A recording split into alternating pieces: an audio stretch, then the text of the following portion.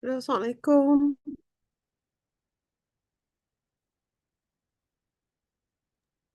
Salam doctor, how are you? I'm good, alhamdulillah. Salam.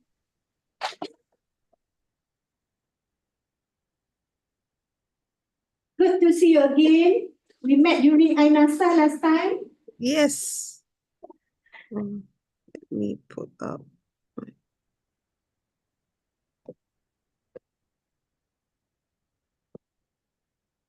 Doktor dekat office mana sekarang? Which office are you now? I am actually in KL for today. Okay.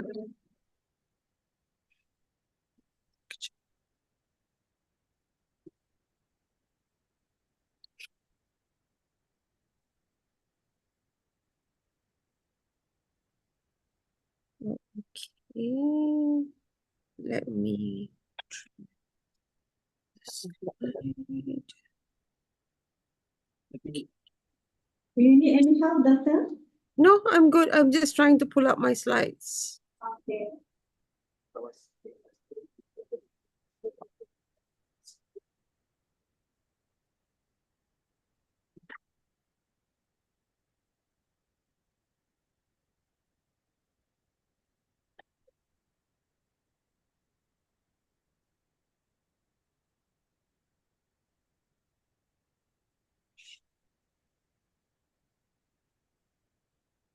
Can you enable screen sharing?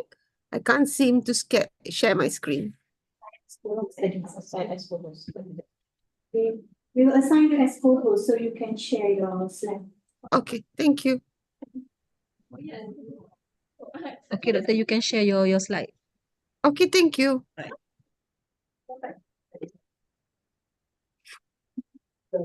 Salam.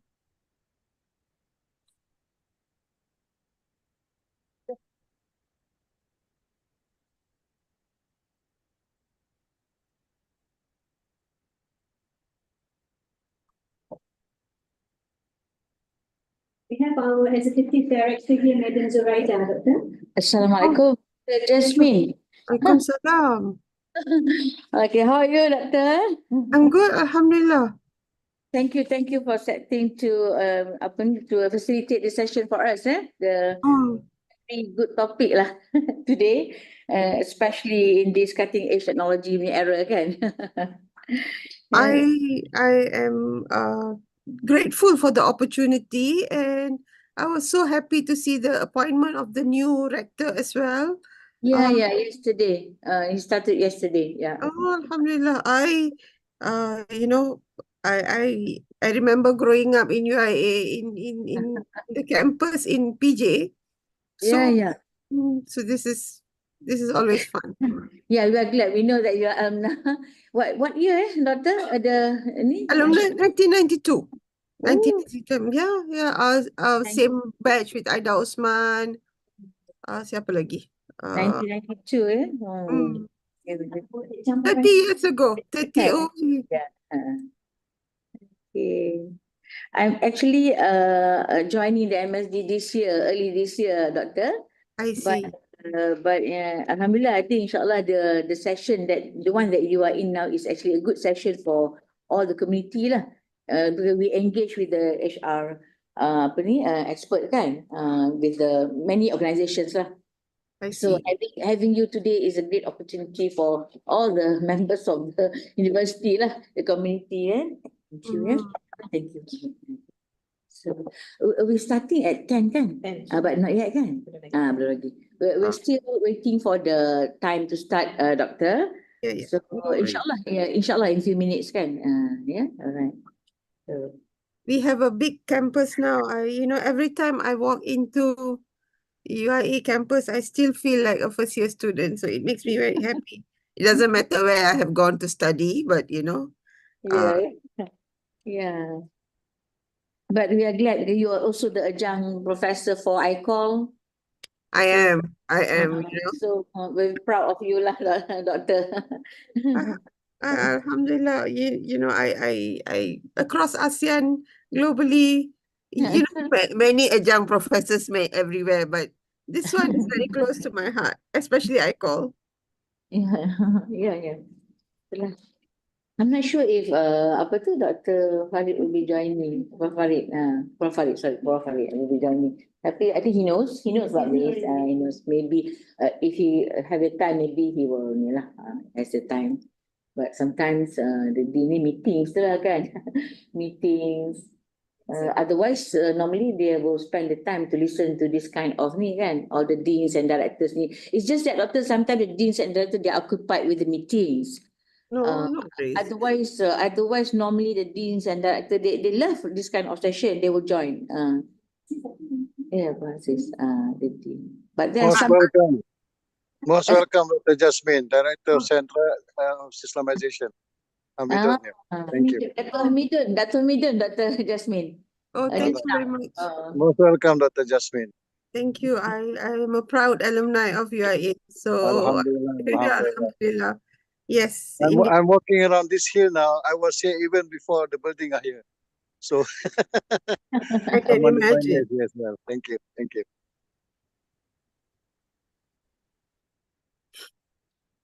We also have online already quite a number of staff. Sometimes they join later kan. When the staff available, they start to join. YouTube also, I think. I will be able to, because I'm using the PowerPoint, so I will be able to sort of show and do a bit of a demo as well on some of the things that we see administrators using. So inshallah, hopefully we will learn together. Yeah, yes, Doctor. Sure. Okay, the time is now 10. 10. Okay. Right. Yeah. Okay, just to inform that we'll be live on YouTube. Live on. Right. So if anyone wants to view it, a recorded session, you can go to IIUM MSP Competency Development YouTube. Right. Assalamualaikum everyone.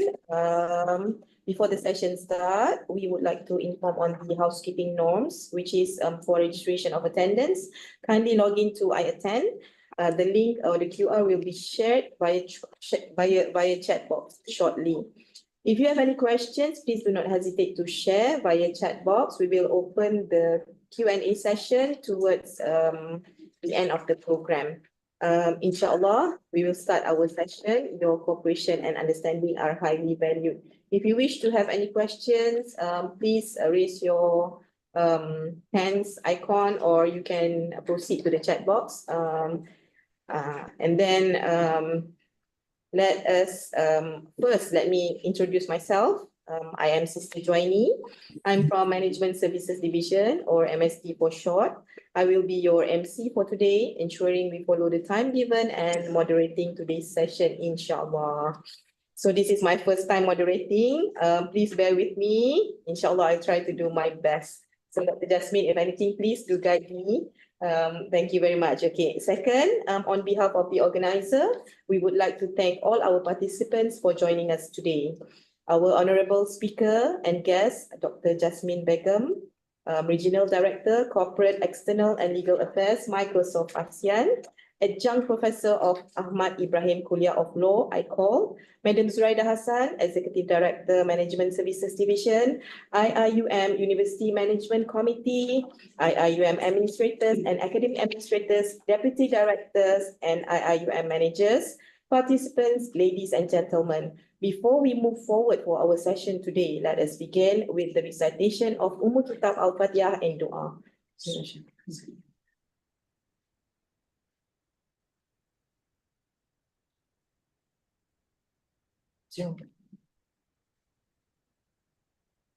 Allahumma ftah alayna hikmataka wanshur alayna min qada'i rahmatika ya arhamar rahimin. Rabbi shrah li sadri wa yassir li amri wahlul 'uqdatam min lisani yafqahu qawli. It is our great pleasure to welcome all of you to our special engagement with HR or Industrial Expert Series 3 2024 with the topic titled AI-Powered Administrators organized by MSP. Alhamdulillah, praise to Allah subhanahu wa ta'ala. We have been graced by the chance together for this session. This is our second year hosting this session. And so we aim to ensure the development of staff with the necessary competency.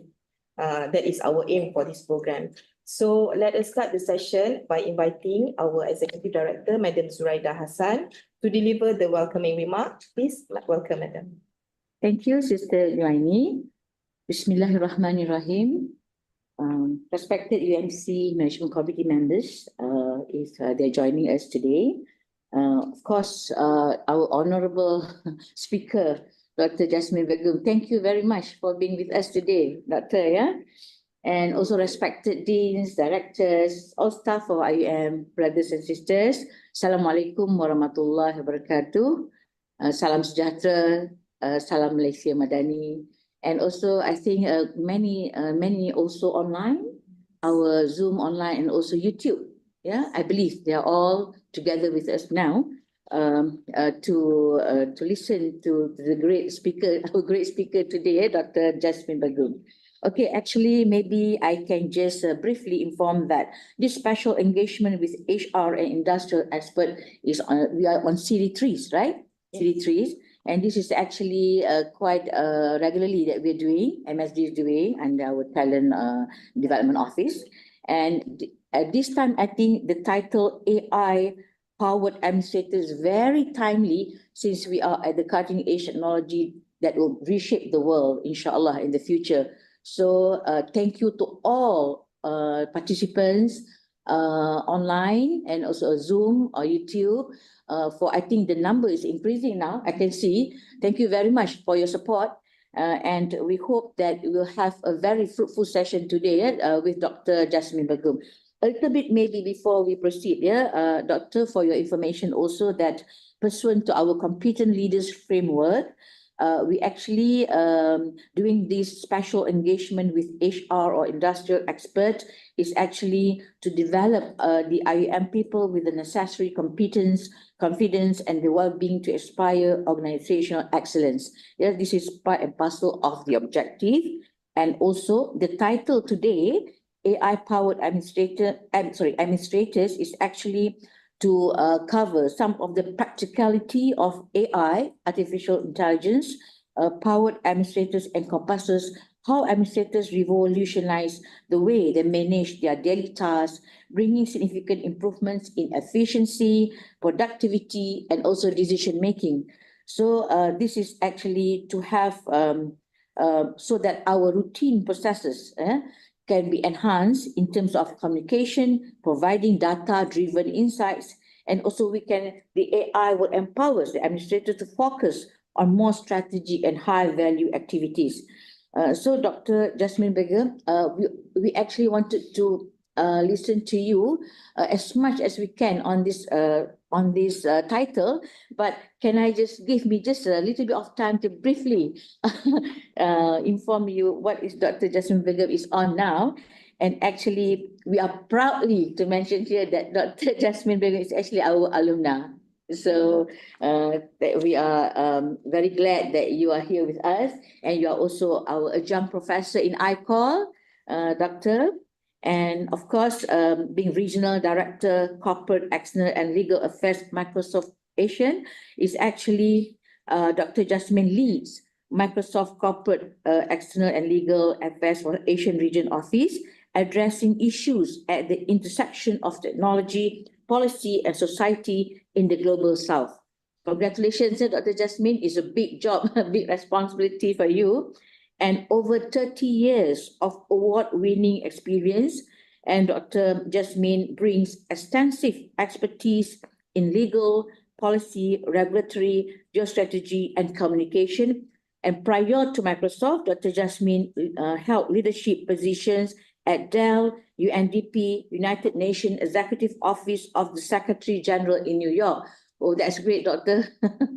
And a little bit more, maybe, if you all allow me, Dr. Jasmine also has made significant milestone in her career, including being the first Malaysian appointed to the Internet Governance Forum, IGF, Multi-Stakeholder Advisory Group by UN Secretary General in December 2021.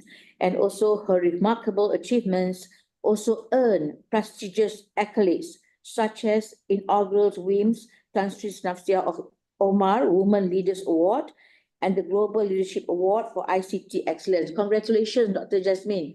all the great accolades that you have been going through. And of course, we recognize her exceptional contribution to advancing policies on accessibility, promoting women in the field of technology, and shaping policy and regulatory landscape for frontier technologies. And Dr. Jasmine is also an advisor to various digital economy agencies in the region, as well as multilateral and international organizations, and also on board of MIDA and Talent Corp in Malaysia. Dr. Jasmine, I think you have a long list, but maybe last but not least, and Dr. Jasmine also actually holds a double degree in law from IUM, and also pursued postgraduate studies in the UK and a PhD in business and human rights. And with admission to practice law in Malaysia, UK, and the state of Washington, Dr. Jasmine, as I mentioned just now, is currently our adjunct professor, not only in IUM, but in several universities across the region, and has received an honorary doctorate for her outstanding leadership and contributions in public policy and governance from UNITA International University. I think, Dr. Jasmine, if I want to read more of your biodata, we will have a shorter time for your presentation. So let me just end my opening remarks here. And thank you again for your time and willing to be with us today on the AI-powered administrators. And I now pass back to Sister Juwaini to proceed with the itinerary. Thank you very much. Assalamualaikum warahmatullahi wabarakatuh.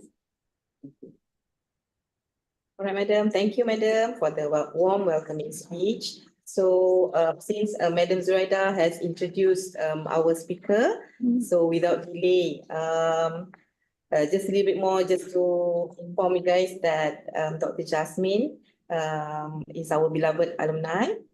She graduated in the year 1992, holding a double degree.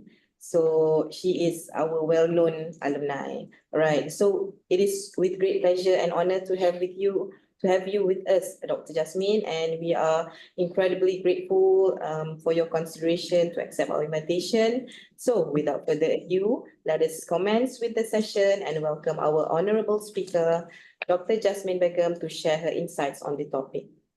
Welcome, Doctor. Thank you. Bismillahirrahmanirrahim. Assalamualaikum, and a very good morning. I do want to start Salam. that all of the accolades that was read out started with UIA, and I'm immensely grateful for everything that UIA has given me as foundation. And I cannot imagine any other place I could have learned so much and allowed me to be the professional I am today because of everything that UIA has given me. So I am really grateful to all my teachers, my professors, and everything I've learned from, because I think the professional I am today was primarily made by UIA. So I do want to take a minute to recognize everything that UIA has given me too. So everything that is good, all this recognition comes from Allah. So I am truly grateful, and I'm always reminded for the sacrifices the university, the school has made. I was a student when Prof. Ahmad Ibrahim was still alive. So the values that the university has instilled in me has been an important part of all the work I've done, especially the da'wah that was taught to me in UIA, and I hope to continue to fly both our flag, the UIA flag, as well as the Malaysian flag. So with that, sorry for an emotional start, but just listening. Alhamdulillah, Alhamdulillah. We understand, Doctor.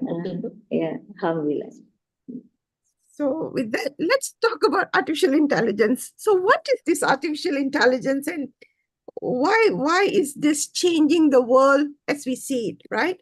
Copilot is Microsoft's AI that we use for productivity. So I hope to share, I hope to sort of talk through, but at the same time, I also want to demo some things that I use in my role. So in Microsoft, I head the legal and government affairs role across ASEAN and the Global South, basically, I advise governments in the region and in the global south on the intersection between policy and technology. So a lot of the policy that governments come up with are based on analog world. And today we are faced with digital world where digital policies need to be done in a way that is compliant by across regions, across global standards and policies. So my job is to actually ensure that we are advising governments in the right way. So how do I use and how do I see my colleagues in my team use AI and Copilot? So let me just give a bit of a background where we are on adoption of AI. It's an innovation. It is not a single technology. It's a constellation of technologies, and we see a rapid adoption. And there is a huge societal expectation with artificial intelligence. The reason being, AI, prior to 2023, November of 2023, although artificial intelligence had a presence in our life, we did not feel it like we did with the ChatGPT.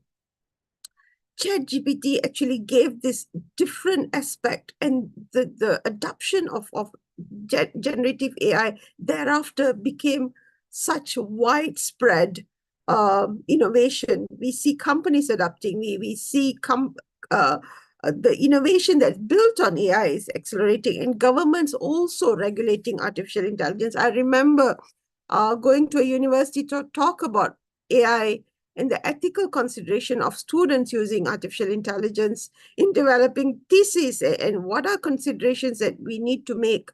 How do we ensure that students are doing the right way? So, and this was in 2020, early 2023, I had taken part in so many of these discussions around governance and ethical AI. And the pace of innovation, right? I'm not going back 1956, but right from 2016 to 2021, we see that AI started with vision for especially people who have low vision, for people who are blind. How do we ensure that AI was used to help people with disabilities? And then we saw speech recognition, of course, reading, into where we are today, natural language, large language models, and it being to be able to respond. This is just to understand how the proximity to human intelligence over time, it has just grown tremendously. And it is amazing. I remember one of the questions that was posed to ChatGPT is, can you give a fatwa? And the ChatGPT responded by saying, I'm not human, I'm not qualified to give fatwa, which is a great way for it to answer, because we were worried that people would rely, just like people go to WebMD to get medical diagnosis, people would go to ChatGPT to get fatwa. But we do see that the proximity to human intelligence become increasingly better.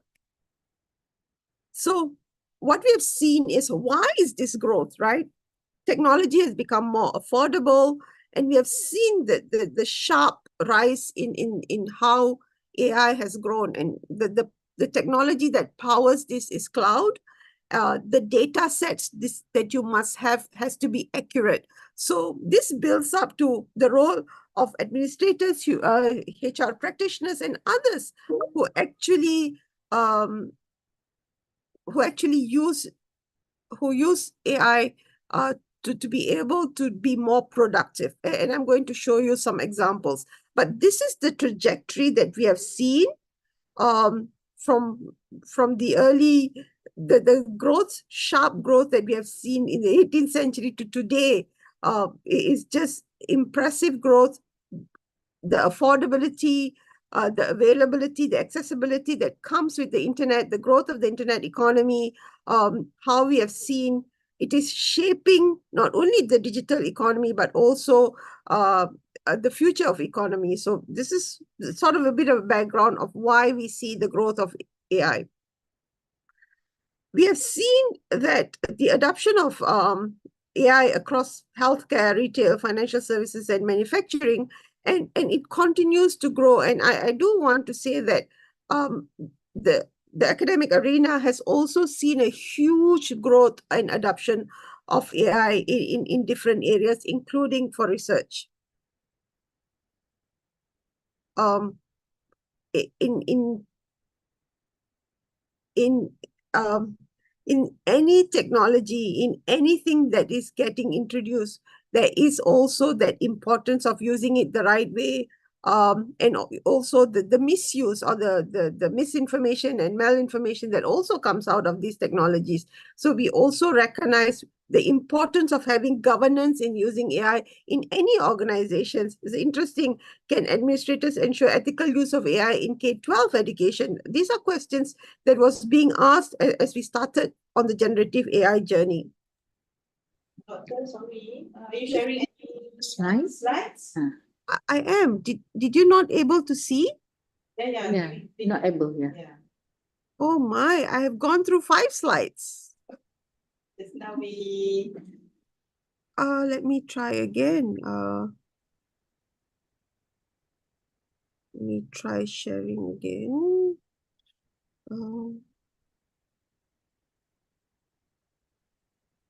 Okay, can you see now? yes, it's starting from the screen sharing. Okay, Okay, yeah, we can see. So I Presentation. Right. So I talked about the where we are today, and I talked about the pace of innovation, starting with 2016 to 2021, how it started with vision, but it has ended today, or in 2021 was where the Chat GPT, the boom of Chat GPT, when it became available. I know it became available in 2022, 2023, but the work that went behind the building of all of this started in 2016. This is the growth, the trajectory that I was talking about, and how steep is the curve of artificial intelligence. The growth multiplier has gone from 0.4 times to 20 times, and this is the growth trajectory that we have also seen. I talked about the industries that are getting impacted, that are using large usage of virtual agents, computer visions, robotics, which is something that we all have been across. So I talked about, can administrators ensure ethical use of AI in K-12 education? This is something that we see continuously, the responsible use of AI. Any institution can use AI, but you need to have your guardrails in place, the kind of data that you put in. So I'm going to just go across to, at the outset, we talked about how we want to use AI for automative and repetitive tasks. And this is where we find AI has been most efficient. For those repetitive tasks, you can train your model to be able to be repetitive. And for example, if you know that you're going to have to design a certain kind of module, Copilot or AI that is used for enterprise purposes, and I would say please don't use ChatGPT, because ChatGPT does hallucinate. It can, because it's not a consumer product. ChatGPT that is used publicly today is not a consumer product. We have seen ChatGPT hallucinate. So what I'm going to talk about today is more enterprise products that are used for organizations, big organizations, small organizations, that commits to ensuring their responsible use of data. So when I say AI today and I talk about Copilot, these are all these are products that are meant for governments to use, organizations to use. So just want to make sure that we distinguish between the consumer product that is out there versus what administrators and organizations use. So here is an example of, I'm going to, sorry. I'm going to get off here, and here is something I'm going to show. So this is my Word document, and I'm going to tell the Word document today. I'm going to click on my select. I'm going to tell, I hope you can see my screen. I'm going to tell, I am presenting I'm doing live demo, and I hope it works. IIUM on AI for administrators. Develop a two-pager white paper. Assalamualaikum, Doctor. Waalaikumsalam. Yes. I think you are not presenting the word. You are presenting the word, right? Yeah, Word yeah. document. Yeah. Can You're you just see? you're just presenting the slide. I'm just presenting, do you see a white paper? Do you see a Word document? No. No. Ah, okay. Sorry. Technology is his, sorry, I'm going to stop sharing. And then I'm going to do this again. I'm going to share my window. Hopefully that works better.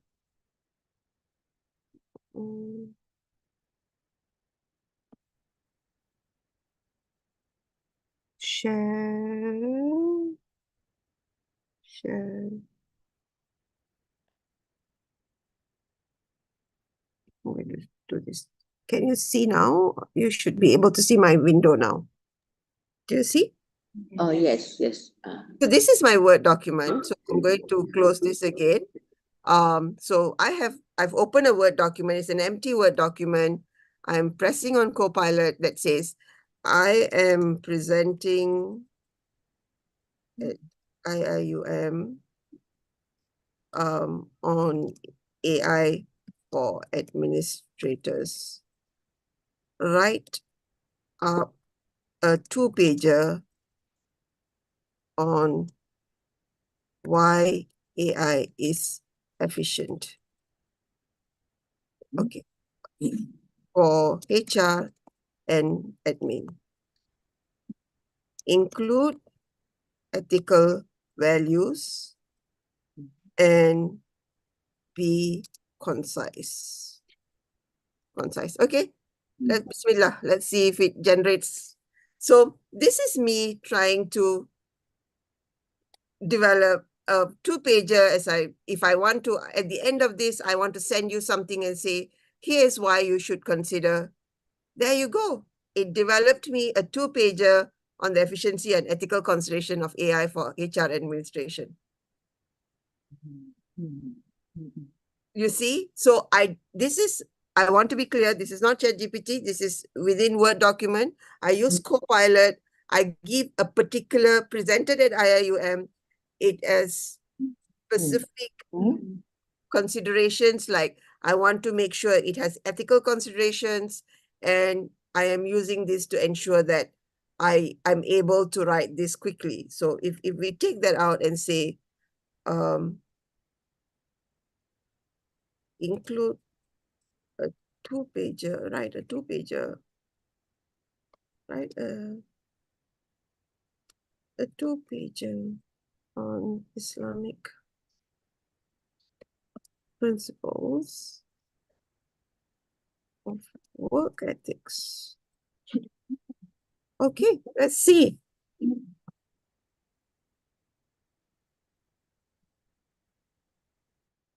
So instead of having to start something from base, I'm now able to develop this, develop a base document without spending so much time. It's still generating, sorry. So keep it, just as we keep it, right? So if an exploration of integrity, responsibility, and community. But again, I will go in to ensure, okay, it's even quoting as it's quoting the Quranic verses. So I will make sure that it is accurate, and that that what is being shared and it is being tested as well. So this is one way that probably you have parameters, you have a set of document that probably you have already put in place, that you want to use. You already have a data, you want to create a summary. All of that could be done using some of the AI that is already available in the tools that you have today. Whether you are using it or not is where the challenge is, but some of these are already built into your productivity tool. Let me just stop there. Any questions about this particular demo I just did? Doctor, Yes, Sayur. I could not see the autopilot tools enabled in my Word document. So is there a way to can you show them? let's see if I could show you how. Do you subscribe to M365? Yes, you are able. Okay, so let me try this again. So I'm going to share my screen and hold on. See, I'm not familiar with Zoom. The reason being I use Teams for Microsoft. So a bit of a struggle, but I will do this. So here is using. So let's go back to our Word document and share. So, okay, you should be able to see my screen now. So let's see if we open a new screen, right? We open a new screen. If you subscribe to M365 and you have activated your Copilot, this icon would come. The Copilot icon would come. Do you see that? I can only see the editor, but the Not the Copilot. Copilot, which Yeah. means it doesn't subscribe to Copilot. Mm, So the Copilot, if you have M365, you can activate Copilot. You just need to talk to your IT team, okay. right? Because some of these things comes like dictate and others actually come built into the tools that are already available today for productivity, right? So I'm going to now go back to my slide. Is this my slide? Okay. Do you see my slide or do you see my the white paper? The white We're paper. currently seeing window, the document. Okay. So it's very strange because it makes me reshare. Why wouldn't it let me share the whole window? Should share the entire screen, I think. Right, it should share screen, but it's not letting me share screen, but it's only letting me share. It should allow me to share. Okay, never mind. I will go back to this, and we will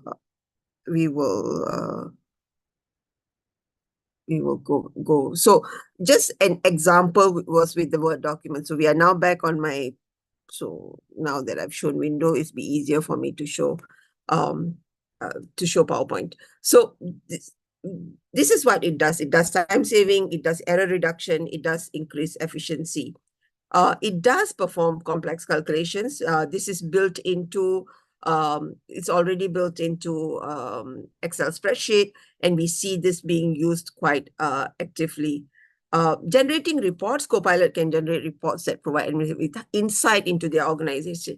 This is where I want to pause to talk about ensuring you have the right data. For example, one of the most important things for administrators in university is on-time graduation. So if you have that data and you have the data that shows about on-time, students who graduate on time, PhD, for example, the kind of jobs that they are getting into, you are able to now generate report not only for today, but you could also do a predictive analysis. And that is the power of artificial intelligence.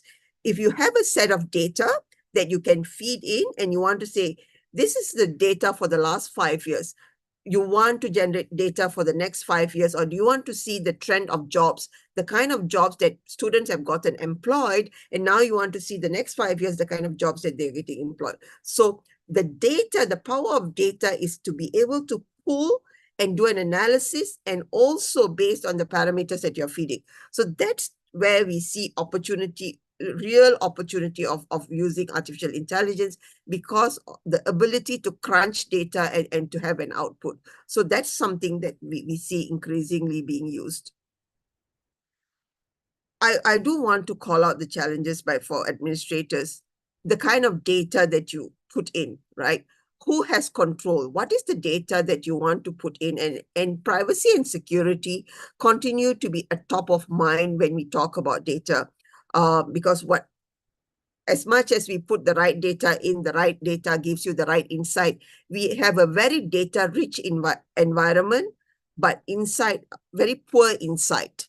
So in order to ensure that you are putting the right kind of information, you need to have the understanding of your data estate. So if you have law students, a group of law students who are, you see that are taking on a certain trajectory, they are becoming privacy professionals. So do we now think about, for example, Malaysia is amending the privacy laws.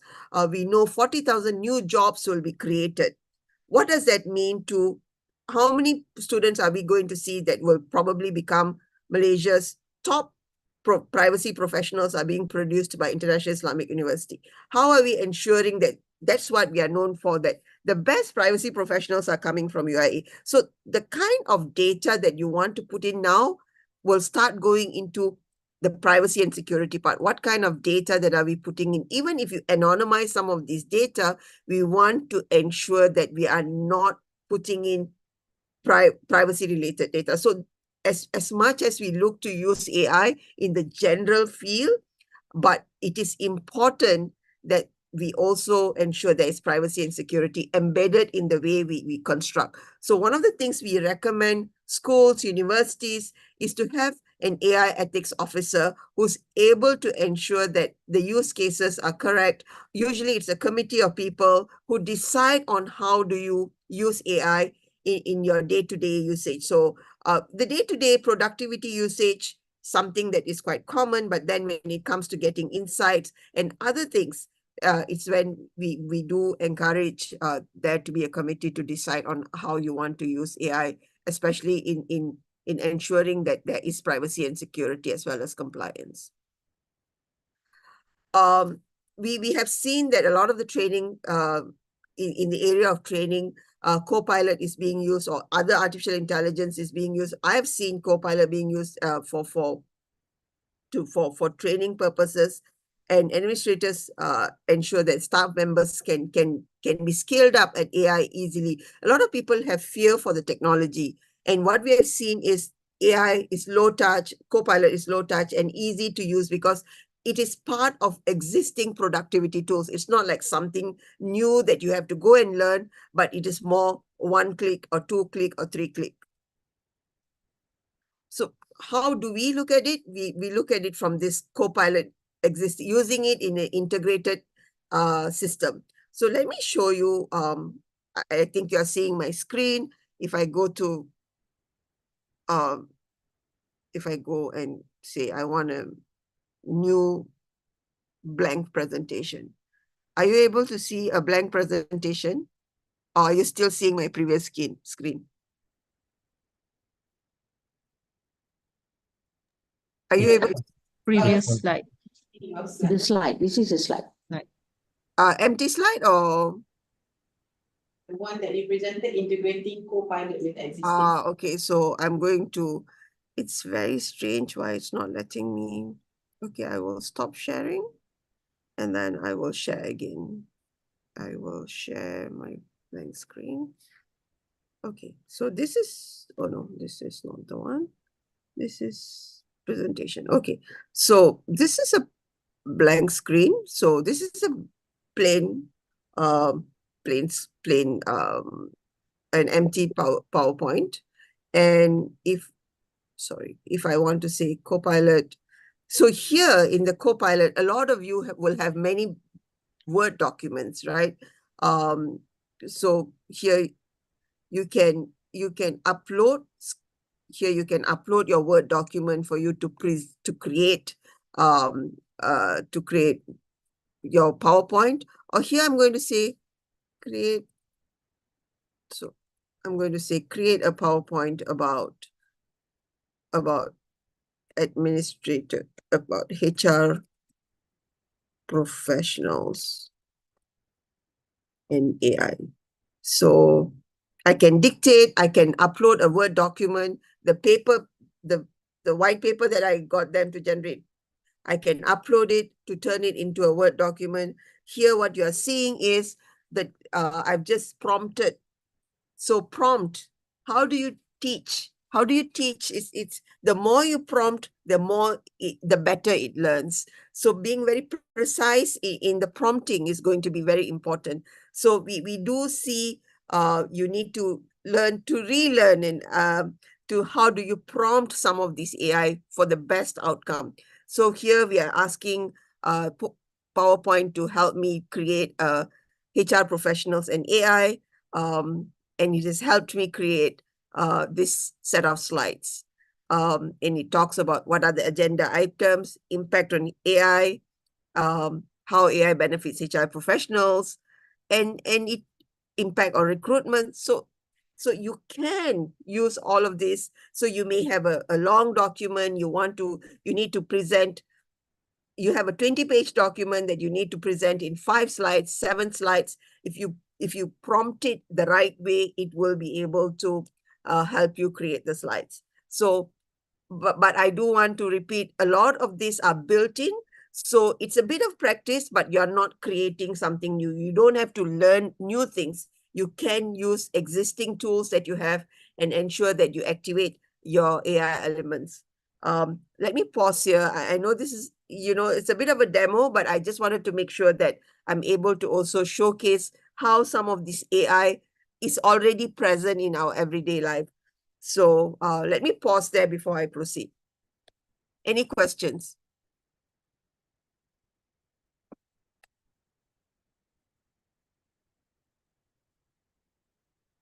Hi, Dr. Jasmine. My name is Adrina. I have one question. You mentioned just now that ChatGPT has this hallucination or something like that. How sure are you that Copilot isn't? Thank you. Thank you. So ChatGPT is a consumer product.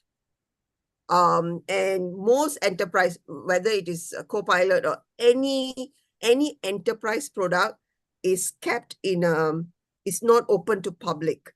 The training is done in a way that it's in an enterprise environment. So for example, if a bank is intending to use something for themselves, they would train their model for their environment. ChatGPT is open system. If you go and repeat to ChatGPT several times that, I don't know, a false statement, ChatGPT does hallucinate. The reason why I know this for a fact is we have asked ChatGPT on laws, and it creates and comes up with total lies or misrepresentation. The difference is ChatGPT, probably the ChatGPT that is in an enterprise use for organizational use would be more controlled as opposed to the public open one. And we have seen hallucinations. A lot of the AI, public consumer-facing AI, does hallucinate. And there is enough literature to also show that in the case of ChatGPT, we actually tested the privacy laws, and it quoted clauses that doesn't exist.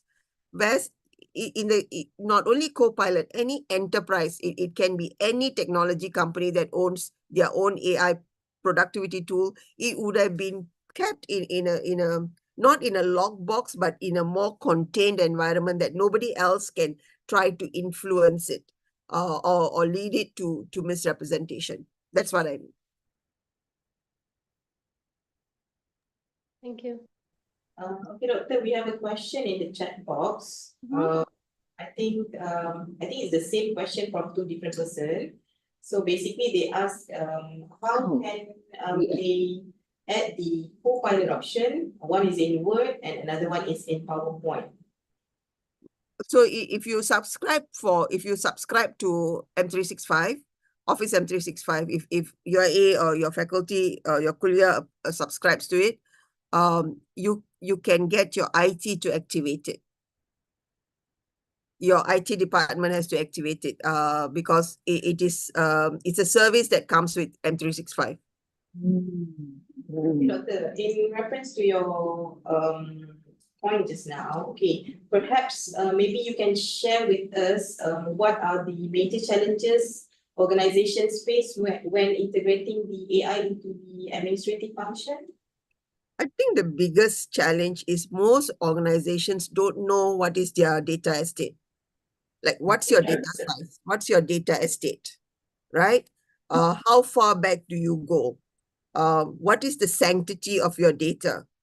Because the challenge is we are still moving from analog, right? Paper file to digital. So if you take, okay, we start from 2000, it will all go digital.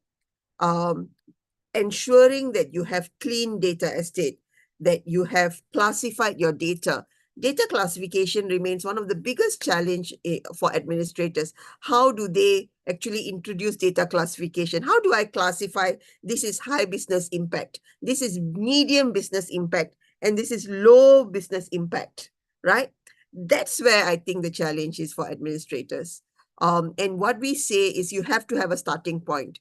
If it is PII, if it's personal data, how do you now classify your personal data? You collect student data, you collect employee data, you are a data processor and you are a data collector. So ensuring that you want to now say, we have students graduating from ICOL, and 50% of them become lawyers and 50% of them become in-house counsel like me. So what is it we want to see? How do we now take that data and say, how do we now improve our curriculum so that we will have, greater output of students being able to work in MNCs? So those kind of data you can anonymize, but you need to have the data classification. I think the challenge is there is lack of data classification. Is that a challenge that we are having today in universities? I think so, Doctor. I think Part in of the- reference to your coming back to your point on the human proximity, that it becomes increasing better. So we are looking at the current and future trends, Dr. Jasmine. Do you feel that the AI, like you mentioned in our legal and then HR affairs, do you feel that the AI will ever fully replace human administrators, or will it remain as a collaboration in the future? And if it is a collaboration, what skills should human administrators develop to work alongside the tools effectively? I think that is important for us to get from you. No, I absolutely hear this question all the time, right? I think, and I have a last slide that this is very interesting, that actually addresses exactly this point. It will there has to be a human in the loop, right? The human intervention will always be there. I was reading an article yesterday on how people thought that when McDonald's introduced the kiosk, people will lose jobs, right? Or ATM. When ATM was first introduced, people thought, oh my God, the tellers will lose their job. But now tellers do more high-end work, right? Because ATM now can dispense money. So what we see is the importance of being human. And I always say what UIA taught me was Uswatun Hasana, the true north of being excellent in what we do, work and what we do.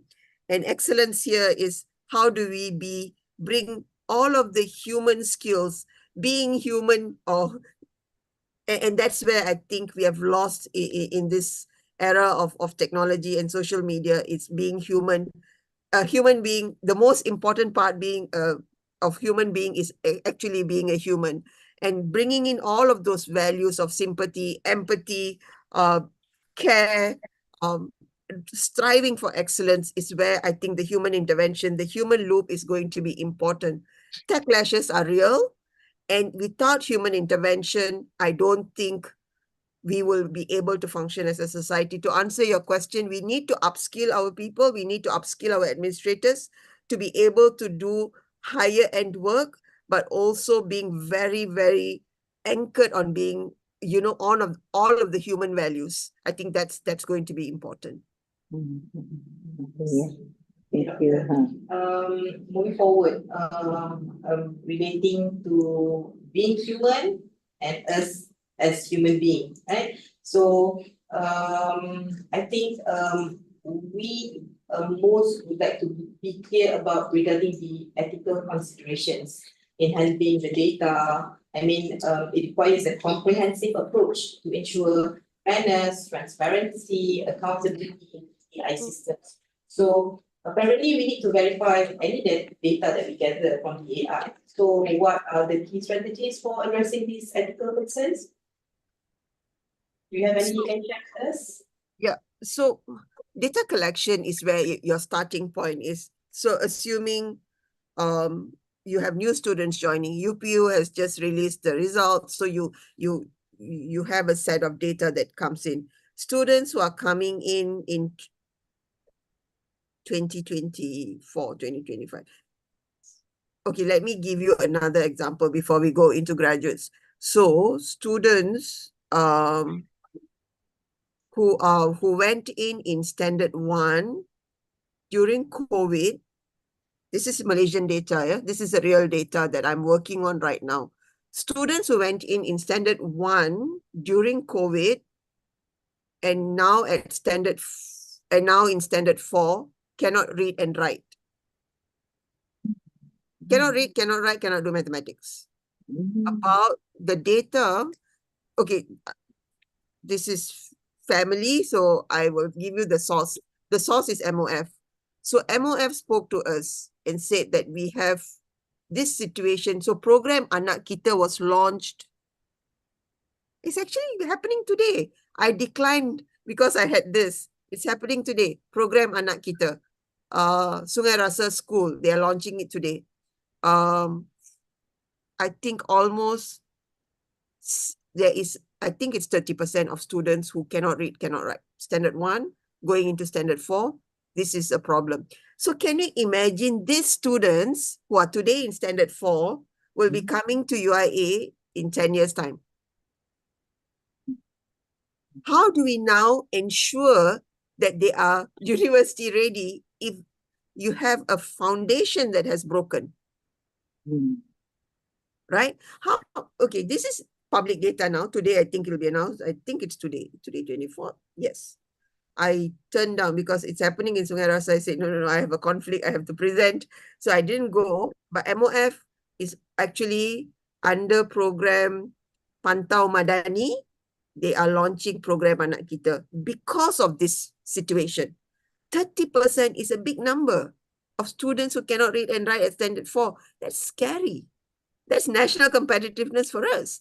So how do we now ensure that this cohort of students will get extra help for the next 2 years and then the next 5 years so that they will be university ready? And what kind of intervention should we be giving them so that by the time they go to undergrad, they are not left behind? Right? So then you have students today who are coming in who have also gone through this different phases of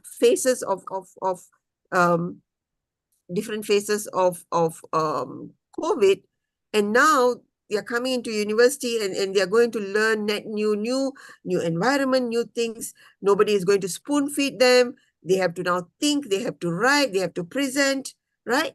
So how do we now help these students?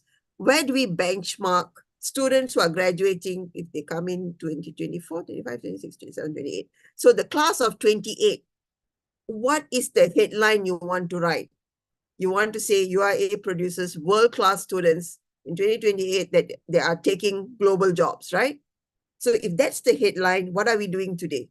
What are the challenges that you're going to? So that's data. So coming back to your data, how do you collect data today? How is your previous data? And then how do you want to change the headline? So the data that you collect has to be accurate, and how you classify your data. And if a student data that you're collecting is someone who has, who has high potential that you think will make, how do we now guide that student through the journey, and how AI is going to help you or help this cohort of students? That's where the insight comes in. And the challenge is today, the data collection is the challenge. So if today a student comes in and the administrators are saying, okay, we want to see, we are collecting this data, this is the insight.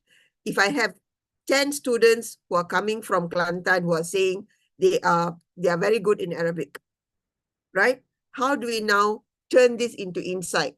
How do we make sure more students who are good in Arabic who are able to also contribute to something else? So that's where I think challenge is, we don't have a comprehensive framework of data collection. So if you decide that what's the strategy, what is UIA's strategy for workforce or student engagement so that they get employability or they have high employability, which I think is a KPI for all universities.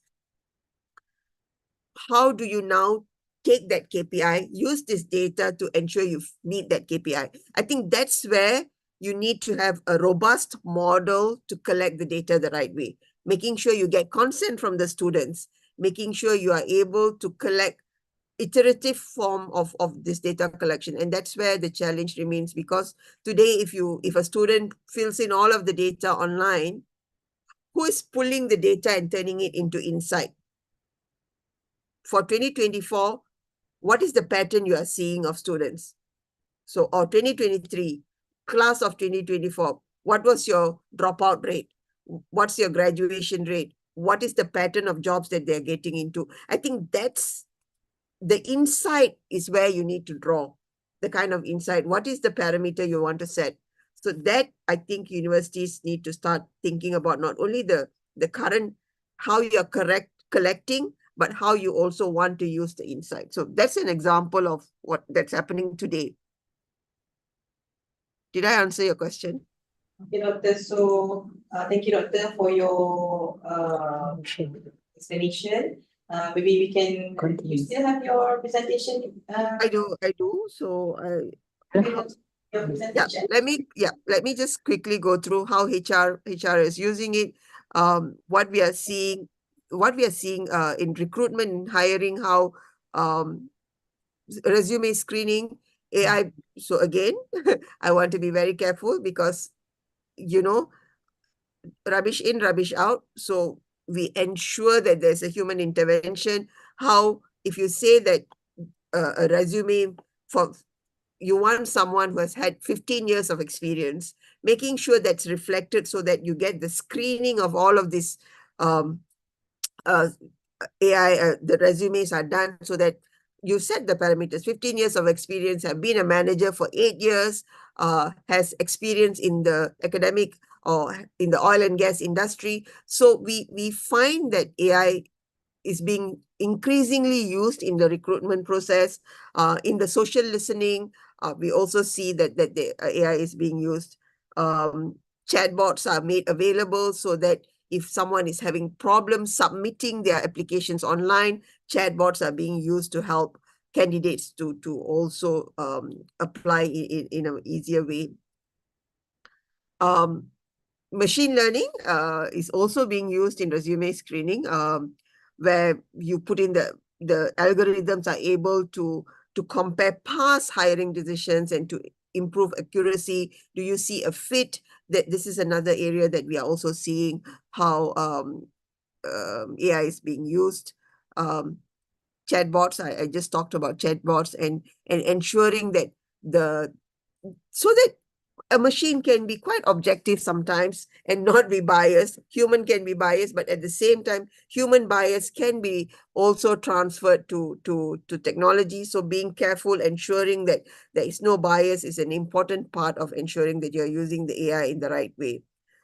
We see that it's being used for real-time performance management, metrics to help people achieve their full potential. AI-powered tools are being used in real-time performance management. And we use it in Microsoft for our own employee engagement to ensure that we are seeing how people are responding to some of the new areas that we are addressing. Employee development, people learn using AI. In Microsoft, we use it in many companies today. Employee development uses AI so that they are able to learn faster at a shorter space. Evaluations, performance evaluations, objective evaluations using AI so that while there is bias concerns, but we also have seen that AI for performance evaluation is also being used, and there is an increasing number of AI evaluations, performance evaluations as well. Analytics, and I talked about analytics and reporting. It doesn't matter if it is HR or other aspects of administrations. We see that a lot of analytics are being done using AI so that they can have predictive analytics as well. We see that in employee turnover. You can see this in student turnover, student dropout, or an increase in interest in a certain area. The number of students who are applying for AI courses is something that we are also seeing across. We are seeing data-driven decision making. This is an important discussion that we should have, because in order for you to have accurate output from AI, and you want to use data, you have to ensure that the data that goes in is also the right one. AI-powered data-driven insights helps HR professionals to make better decisions, quicker decisions as well. So we see improved recruitment, enhanced performance management. All in all, AI helps you do better at your job. It drives efficiency. So I did show some of this earlier, and I'm happy to pass. The one thing I didn't show is Designer. So if you put Microsoft Designer is free. If you go into a web browser and you put Microsoft Designer, it helps you design ideas so that you can put in some elements. So if you just key in Microsoft Designer, which is web-based, and this is available for free, you should be able to also design and put in your colors, and it helps just starting with some creativity as well.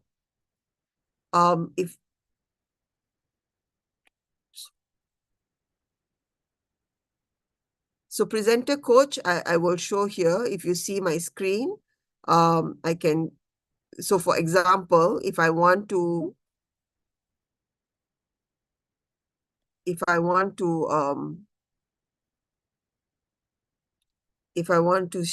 show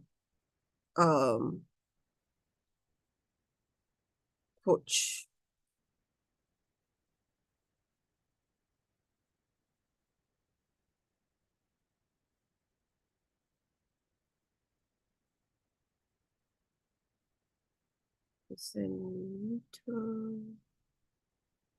Oh, it's not letting me show coach. So actually, I think my version is not updated, but basically it allows us to, the PowerPoint coaches you on presentation. That's what it does. And it would say whether I am presenter coach is a feature in PowerPoint that uses AI to provide real-time feedback. Am I pausing? Am I saying, like that? It actually coaches, and it is built into PowerPoint as well. There is a presenter coach model, and if you have PowerPoint, and I think this is not part of the Copilot, it should be generally available to most PowerPoints. That there's a feature called presenter coach. I think I showed this, and Dictate is another one. Excel has built-in Copilot features as well. Insights is what I talked about, data with pivot tables. You can use your data to create insights quite easily. Teams, I'm using Zoom, but in Teams we also have AI, and we have our own Cortana. So automation, simplification, and collaboration is what it is. And I will end with this. Okay, it's not here, but basically behind every AI, behind every great AI, there's a great human. So human intervention is going to be an important part of any AI that you're going to use. So the way, if you want to use AI, is to make sure that you have your governance put in place. How you collect your data is important, and the output then would be the closest outcome that you want to achieve. So those are some of the learnings I've had using AI in the past 2 to 3 years. Thank you.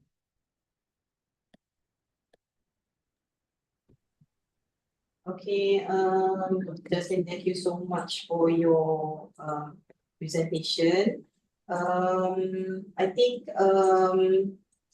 referring to your presentation, I think it's clear that governance is really important to ensure that we are having ethical considerations, using the accurate data, especially in decision making, and also we can integrate AI in any parts of administrative, or as you mentioned, repetitive administrative tasks to improve our decision making or our data collection. So maybe we can open some more questions from the floor for you. Dia nak baca kan? Soalan ni. You nak resume. chat box? Dr. Srazali. Dr. Srazali. Okay, we have a question from Dr. Srazali. He's from our Kuliah of Architecture. Doctor, I may have missed out something. I'm sorry, but I just wanted to ask if AI can vet resume. AI can what? Vet resume. Yes, can.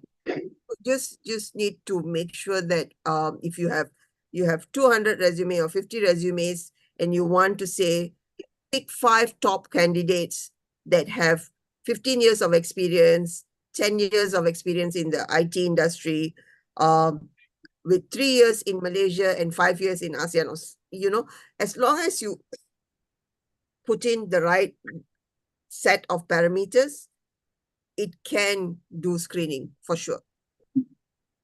Persoalan tu. Autopilot. Testimony. Okay. We have another question from our HR staff, Sister Murni. She's asking that, doctor, is that pilot and autopilot is same or having different functions?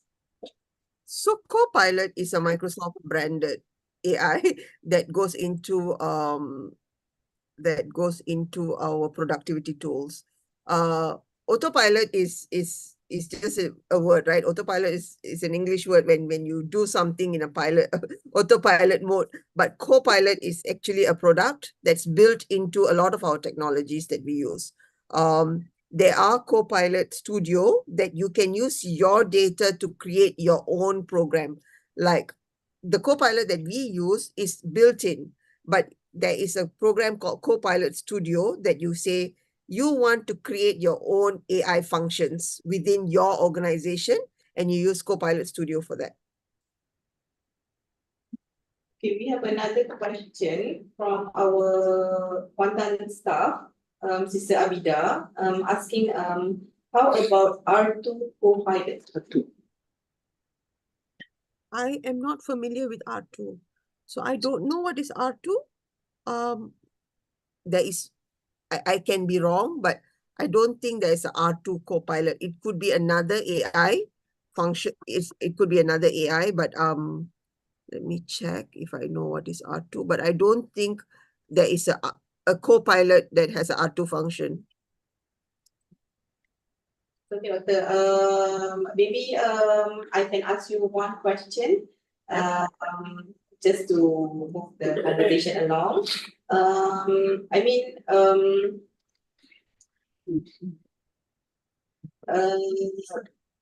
do the AI-powered systems handle the data privacy and security concerns, especially in administration?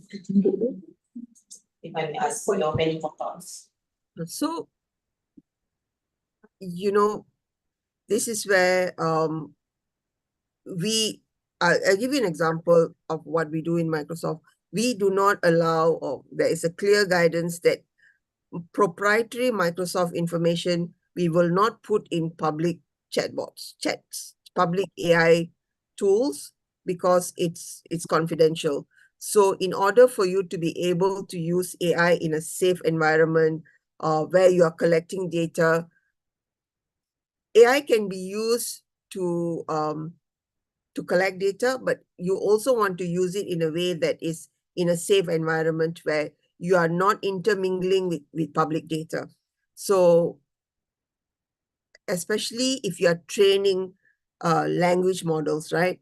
And this is a question that comes up with many of the use of AI.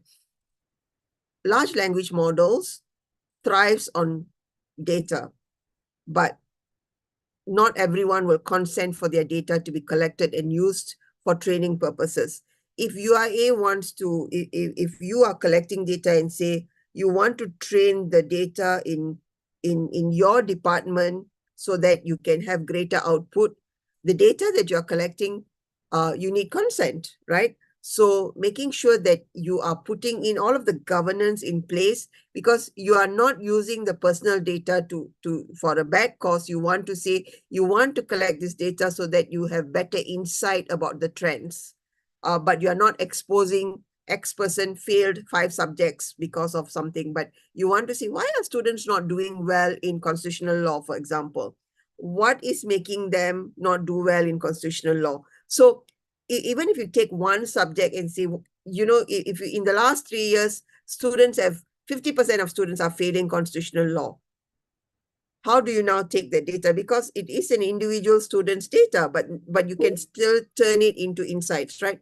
So you need consent, you need parameters, as long as you are not doing something that's harmful to expose the student, but to ensure that you want to improve.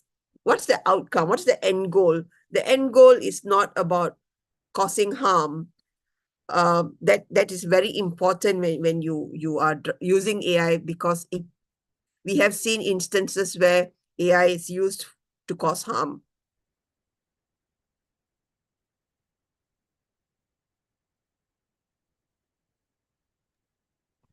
Okay, Doctor, understood. Basically, being human, we should be the gatekeeper in Sure. using the AI tools, right? So I'm referring to the chat box right now. We have a comment from Dr. Malik Arman mentioning that I just got confirmation from IDD. Since our IIUM Office 365 is enterprise subscription, so the co-pilot is not part of the subscription. Yes. Okay, Oh. so it's kind of set for us all. Maybe we can work something out. Something out. inshallah. Right. I think the admin team can say, why don't you test a small number and see whether it's something. Again, very few universities, private universities, actually, I know only private universities who subscribe to Copilot, because they need to attract students, so they use Copilot for analysis. Ada lagi? We have another one From Mary. from Mary Humphrey Susmet. from Susmet. Good morning, Dr. Jasmine. Thank you so much for the insightful presentation. A big question about using AI is what are the tools available, etc. I, on the other hand, are keen in developing an AI model for in-house use in inventory, maybe a general guidance on how it can be done. Maybe a tip or two. Yeah, no, I know that people, I know companies and organizations want to train their own model and build their own system. So what I've seen is Copilot Studio, where the Copilot gives you the sort of the platform, and you build your system on top of that platform. And then you can train the model, you can develop your own AI system on it. Because I understand they are not going to buy GPUs and other things, but you need a platform. So the platform that you can use, and today there are several, I'm sure, but what we are using, what we have seen our customers use, is Copilot Studio. They use Copilot Studio as a platform, and then they build their own system on top of it, whether it's for banking, whether it is for, any specific organization, they can build it on top. We have another question from Muhammad Shariman bin Ghazali.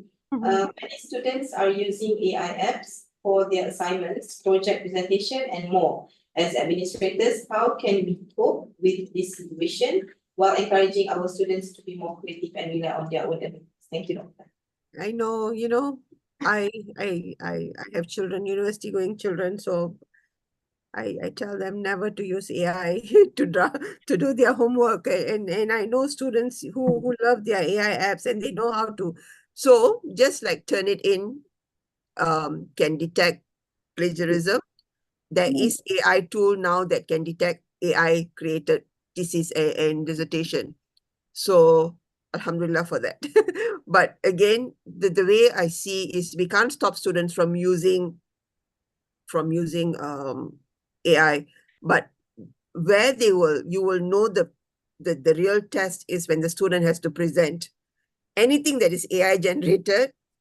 So what we have seen in many universities around the world, even in so I sit in University Gadjah Mada, I sit on University Gadjah Mada's I am part of both UI and University Gadjah Mada, where I've seen students are now forced to present in a more robust, like 50% or even up to 60 to 70% of their assignment has to be presented. It cannot just be a paper written document. They should be able to debate, they should be able to present. And that's where I think it not only forces the student to write, to understand, but also stand and to be able to present their case. I think we have to shift in the way students are held responsible for the work that they are producing. And that is something I found to be now being used pervasively. I've seen it used in Europe, but also I've seen this in universities in Indonesia. YouTube ke YouTube. YouTube. Okay, let me check if there's any question on YouTube. Siapa nama dia? Rano tu opinion. Tak bacakan tak? Bagi.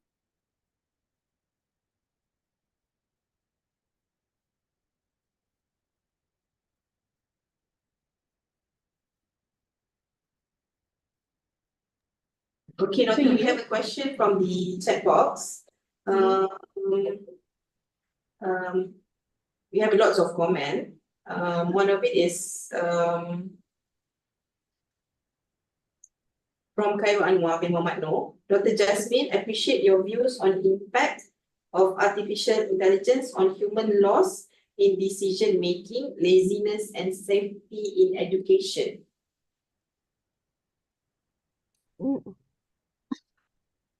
I think this is where the human values part of it is very important, right? And I want to come back to what I learned from UIA. Being anchored on Uswatun Hasanah. No AI can do that for you. You know, if the true north is the prophet, then if Allah is, and that's the value I was taught, and I believe, I agree, human weakness point, and this will probably lead us to be more lazy. But I would say that this is an opportunity for us to do high-end work, to be able to focus on thinking, being intellectual, reading, and having a better output. So, you know, this is what an example that I always give. When you have a knife to do good, you cut vegetable, you prepare a fantastic meal for your family. You have a knife, you can do harm. So how do we now use AI in the right way? It goes back truly to the values that we stand for, the values that we stand for as humans, as Muslims, to ensure that we are doing Amar Ma'ruf Nahi Munkar. It goes back to what we are taught every day in the work that we do. Everything can present both good and evil, and we have to ensure that the values are most important. It doesn't, we talk about principles, we talk about pillars, we talk about all of that is governing. But the most important part of this is the human value, ensuring there's no bias, there's fairness, doing right, and doing right for others, even in the era of AI is very critical. I understand that it makes you lazy. You cut short. I can do a presentation in 2 seconds because I can just put a prompt and then my slides come up. But being able to talk through this presentation, you will know whether, the presenter knows what the person is talking about or is just reading some slides. So again, this is an opportunity for us to become more intellectual, to have a more robust discussion. So to me, there is a huge risk, but if you don't have to go through 200 resumes to pick your 10 top candidates, you can do more valuable work. That's what I would say.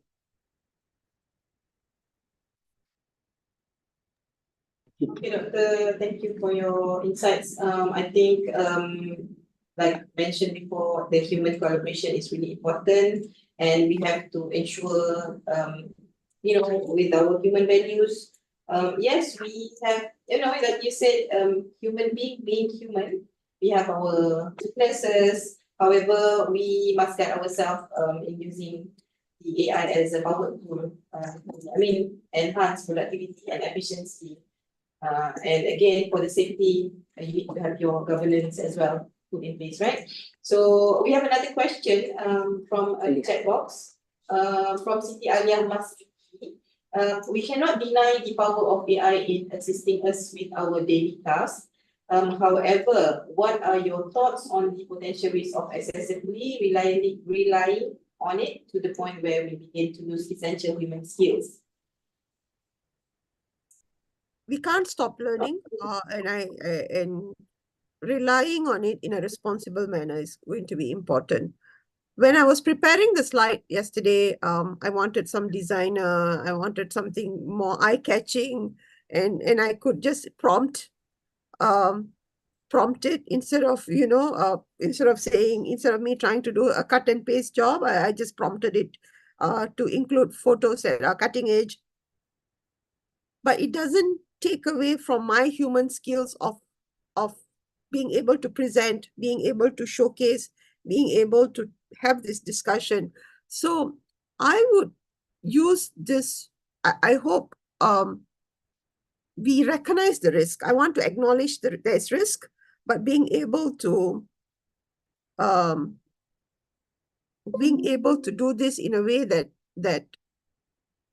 being responsible, but also making sure that we do it in a balanced way.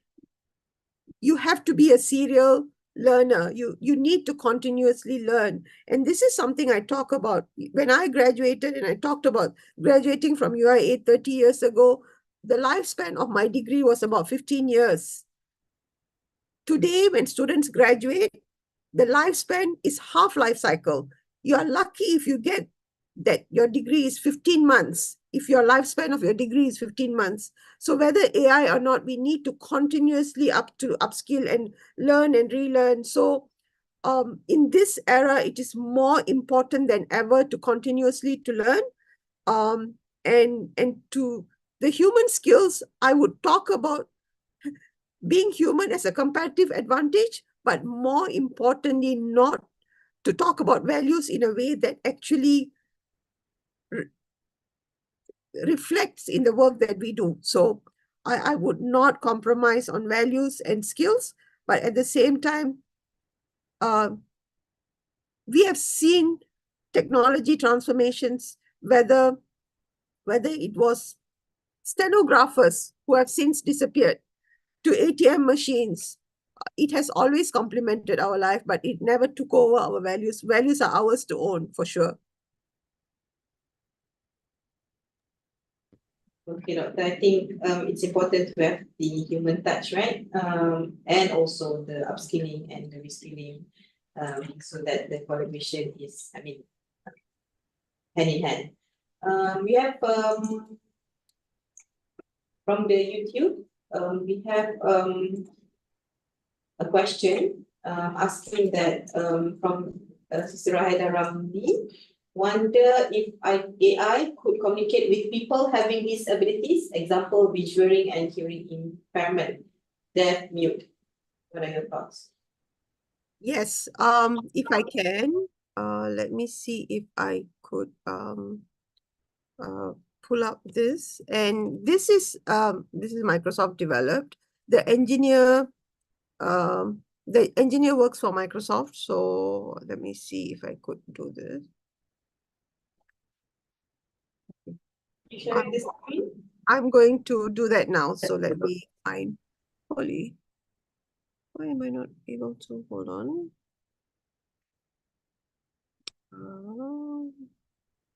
I think I've lost the Zoom. Hold on. Oh, there. Zoom is here. Now I need to find.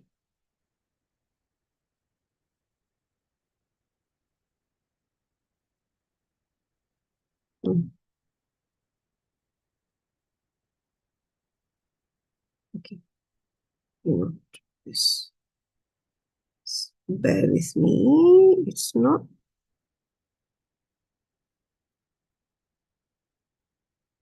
No. Hold on. I don't know why it's not showing. 1 second. This is a very interesting video because this is maybe 5 years old and not something that's new. So it's fascinating how technology has actually shaped.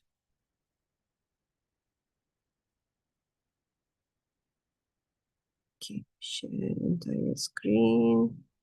Okay, I hope now you can see. Oops, stop. I don't think you will hear. Stop, share. Share screen. Share sound. Okay, now I share. Okay.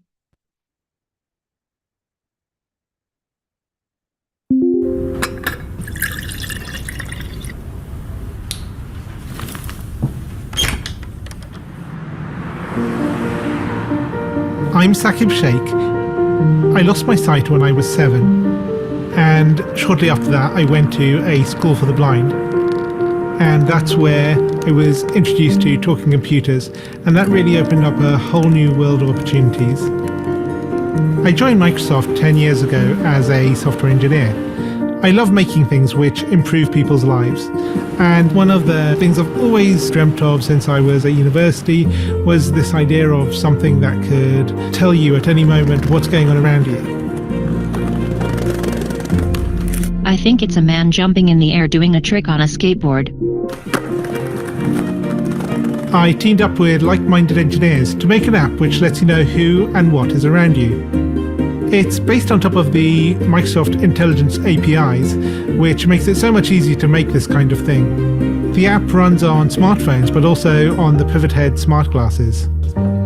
When you're talking to a bigger group, sometimes you can talk and there's no response, and you think, is everyone listening really well, or are they half asleep? And you never know. I see two faces, 40-year-old man with a beard looking surprised, 20-year-old woman looking happy. The app can describe the general age and gender of the people around me and what their emotions are, which is incredible. One of the things that's most useful about the app is the ability to read out text. Hello, good afternoon. Here's your menu. Great, thank you. I can use the app on my phone to take a picture of the menu, and it's going to guide me on how to take that correct photo. Move camera to the bottom right and away from the document. And then it'll recognize the text. Read me the headings. I see appetizers, salads, paninis, pizzas, pastas. Years ago, this was science fiction. I never thought it would be something that you could actually do. But artificial intelligence is improving at an ever faster rate, and I'm really excited to see where we can take this. As engineers, we're always standing on the shoulders of giants, building on top of what went before. And in this case, we've taken years of research from Microsoft Research to pull this off. I think it's a young girl throwing an orange frisbee in the park. For me, it's about taking that far-off dream and building it one step at a time. I think this is just the beginning.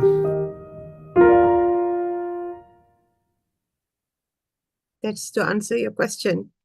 AI has been groundbreaking for people with disability. Excuse me. Saqib was actually invited by the Malaysian government to talk to EPU and to different organizations to show how a blind engineer built this technology. And this is not new. This is not post-generative AI. This was pre-generative AI, maybe even 5 to 6 years ago when Saqib was actually in Malaysia.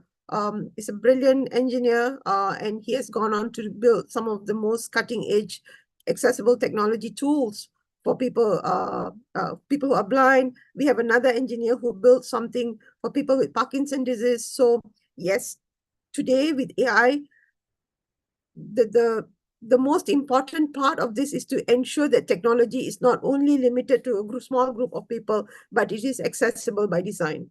So I hope that video was helpful.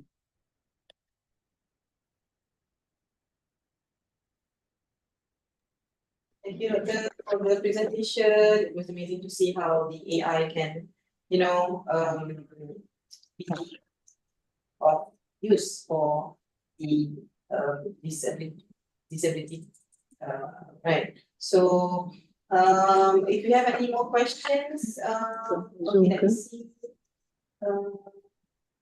The comments from the chat box, mashallah hebat, subhanallah, a blind person, very awesome software engineer to help other blind people, mashallah, and as it seems that improve quality of life. Yes. And in view of the human value. So we can say that AI is a power tool, need to be used responsibly, and also we need to have government governance. Put in hand, and then we have to have the human values so we can make the decisions responsibly. Sorry, Sister Joanie, I just want to add, if we have education as part of our if we have an education faculty, and we want to focus on teaching students, on disabled students with learning disability, artificial intelligence today is being used to help students who have learning disability, dyslexia, and autism. And I want to share something my own son has done with artificial intelligence. My son is 27 years old, and Alhamdulillah, he went into doing cutting-edge AI work.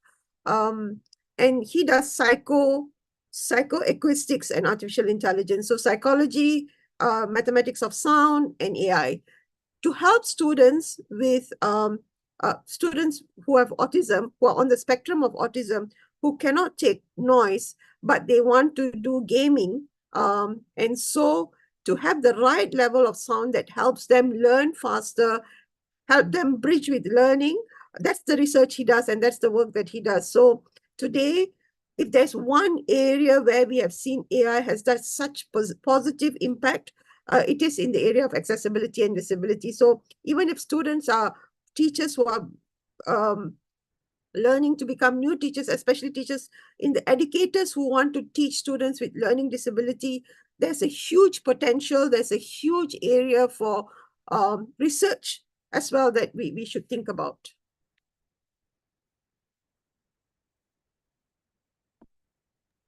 Yes, Doctor. That is one new area we can all venture and explore, the use of AI for the impairment, right?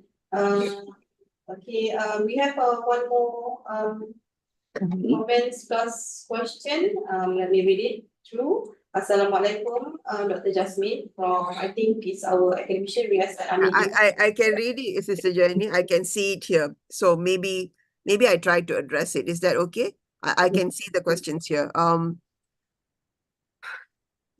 At every point, students would have tried. Students using smartwatch to cheat. Student using smuggling in little notes to cheat during exams. We can't stop them because this is a generation that is born in the era of technology. But I think the principles and values are critical, right? So, for example, in my email, I tried to put in my email, I tried to put a note that say, I co-drafted this email with Copilot, right? Making sure that if they use AI, they then say what's the source. And that's where we want to teach students to be responsible, right? The dangers of hallucination. If you use AI, declare it. It's similar principles. Always cite your source. Ensuring that the students are able to, even if you say you can't do it, students being students, the more you say don't, the more they will gravitate to doing it. The moment you say, yes, you can use, give them the parameters, how you want to use it, and then making sure that they are able to stand behind their presentation and as much as a student presents something on paper, it is equally important in this day and time that they are able to present their ideas, and they cannot hide behind a paper if they have to present it. So a group work. So my take has always been, what we see, students use AI, whether and they know how to mask it, and they're quite good at it. So the only way for us to overcome this is to ensure that they are able to present their ideas orally, and we are able to defend their ideas orally. So introducing some form of oral presentation or a viva like early in undergrad is going to be really critical for us to be able to ensure that the students know what they are talking about. Doctor, thank you for your explanation. It's mentioned here, agree, I have an AI declaration requirement and oral assessment of my students to identify their assignment. I mean, like, my secret too, using AI for this presentation today. However, not everything that we plan using AI can be demonstrated like we planned. So we still need the human touch for us to be more creative. I guess that's what our educators, even as administrators, need to be more creative. We need to have the skill to guide and also to use the AI powered tools responsibly. Right, Doctor? So maybe we can ask the floor if they have any more questions, any comments, or any ideas they would like to share. Meanwhile, Doctor, I would like to know if, regarding AI, should we have the fear of job displacement due to AI automation? I know you've stated this clearly before, but I mean, just assurance, just for you to share with us about that. I think it's real. Job loss due to AI is real, right? But through history, we have seen it, whether it is the stenographer, whether it's what we have also seen is there is a move up the value chain. It is the value, we need to recognize what's up in the value chain, and how do we ensure that people are trained for that. So in many instances, what we see is the cross-section between technical and non-technical. There is an increasing need for us to build social science into the technical courses, and to build some technical courses into social science. For example, we see if you are a medical student, there are courses that encourages you to learn coding, right? So that you will understand the different layers of data for healthcare. So similarly, we see there is a need for us to be able to look at what kind of new areas or emerging areas where we need to skill up. So job loss is real. I will not say no, but it also means there are new jobs being created. And are we ready for the new jobs? That's the challenge. We are not, there is no talent shortage. We have talent shortage. We have talent. We have skill shortage. I don't think we have talent. We have people. We just need people to be, as a renewable resource, we need them to be constantly to be reskilled. So for the new jobs, I think that's where the gap is.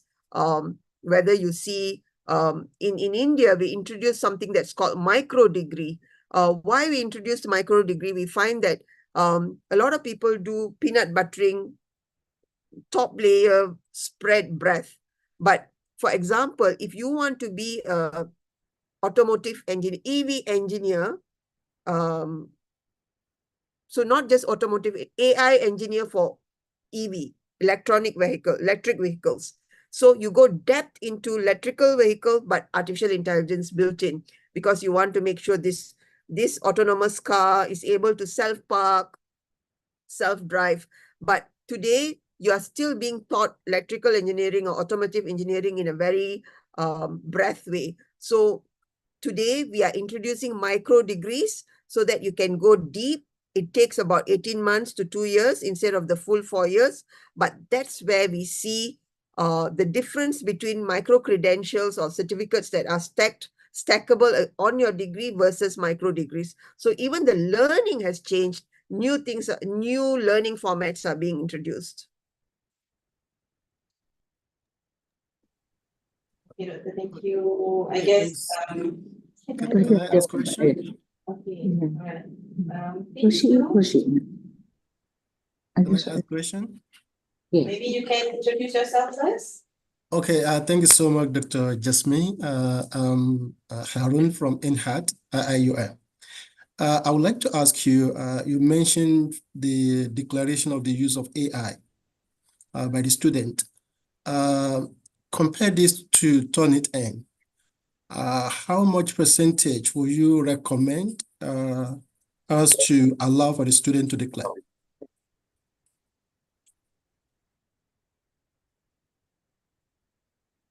I think Turnitin, the student still has to write. With AI, my worry is the first drafts come from the AI, you know, the student doesn't do the first draft. So I would put bigger emphasis on the presentation, because really, even if you say 50% or 60%, there is an AI tool, which the name I can't remember now. There is an AI tool that traces AI. Yeah, that not Turnitin, similar to Turnitin, but this is AI powered. But you know, students have now learned to overcome that. They put through different AI churns so that by the time it has gone through 4 AI models, so it's not a single AI model. It's not just ChatGPT. They probably have gone through different models so that the output is not a single AI output. So I don't know what's the traceability there, whether the tracing mechanism works. To me, I would put a bigger emphasis, maybe 70% on presentation of the idea, being able to justify the decision, justify the presentation, present a conclusion, present recommendations. I would actually put a higher mark on how a person able to justify their what they have written up. Thank you, Doctor. Okay, Doctor, thank you so much. If the floor have any other questions, well, we have time. We still have another 15 minutes before we end our session. Maybe Doctor, I just put in. Someone. Okay, Okay. Maybe we can have one question, and after that we can invite Madam Zhu for her question. Okay, may I ask a question, Dr. Jasmine? Yes. Yes, thank you very much. This is Muhammad Aslam Akbar from Kuliah of Economics. It is also relevant to the question earlier. Dr. Haruna was asking about Turnitin. I know the session is about administrations, but we are moving into academic. So that is something. So please forgive me if I ask you about academic. But the thing, the issue right now, the usage of AI, in fact, we also had one Turnitin session earlier, I think 2 or 3 months earlier. They were talking about 5 AI assessment scale, talking about no AI. There is also AI assisted idea generation. And then there is a AI assisted editing. And then AI task completion. And then full AI. I think there's a lot going on. My issue now is actually understanding and adoption of our students and also lecturers. Because sometimes when I tell my student that, you know, your writings are full of AI, you need to go back and return and go back and rewrite. And then they tell, sometimes, you know, some lecturers, they agree, they accept, some of them, they do not accept. So of course, we have some, I mean, the gap of understanding. Perhaps there is a there are a certain level of understanding of AI. What is it? Is it plagiarism? Is it wrong? Is it right? How do you see it? I mean, I know it will take some time to get entire ground come to an understanding, but throughout this transformation period, how do you see what an institute should do to make everybody harmonizing in this understanding of AI, especially when we deal with our students? I hope I made my clear, sir. Okay. Thank you so much for the question, and that's a valid one. I've been reflecting on intellectual outsourcing. Are we outsourcing our intellect if we use artificial intelligence? And we don't want a nation that is not invested in intellect, right? Garden of knowledge is what we stand for as a university, and we don't want to have a garden of robots for sure. And I think I want to say it in three big buckets, right? Number one, there has to be intellectual pride in what we put out in the learning, and students need to feel, and this is a challenge, right? Students just want to get it over and done with and hand in, and we know student psyche. They have no time. Doing an assignment is painful. I just want to get it out of the way. But how do we now instill intellectual pride?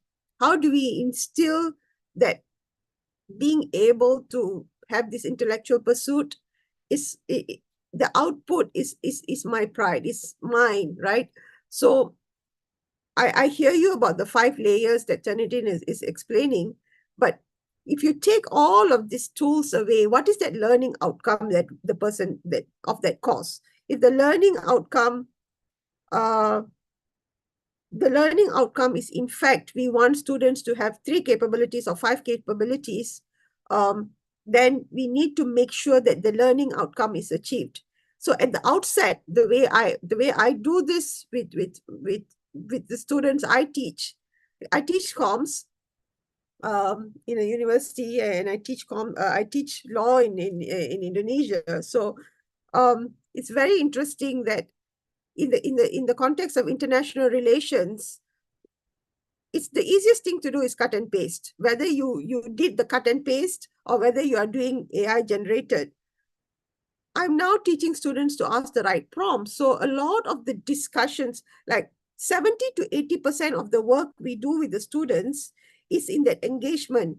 It's not even called an assignment anymore, right? We dedicate days for brainstorming, and whether they like it or not, they are forced to prepare. So a lot of the work that we do today, for example, when I teach comms or when I teach law, is especially in international relations, I pick a topic, get students to prepare, come in, and we talk about it. We discuss the merit of a topic. Geostrategy, China in the context of ASEAN and the supply chain challenges. Students come in, we talk about it, I participate in the debate, we identify 5 or 6 big areas, big topics, have students have a robust debate in class, get them to write about what was discussed in class. Do you get the learning outcome? Do you get an assignment? But you also get an engaged, out-of-the-box discussion. And I use this for both my communications class as well as my legal class. I find that students are more engaged. I get the outcome that I want to get. The intellectual pursuit is not lost. But also there's a lot of intellectual pride to be able to articulate, to be able to convince me, to convince other students. But that I find to have worked better.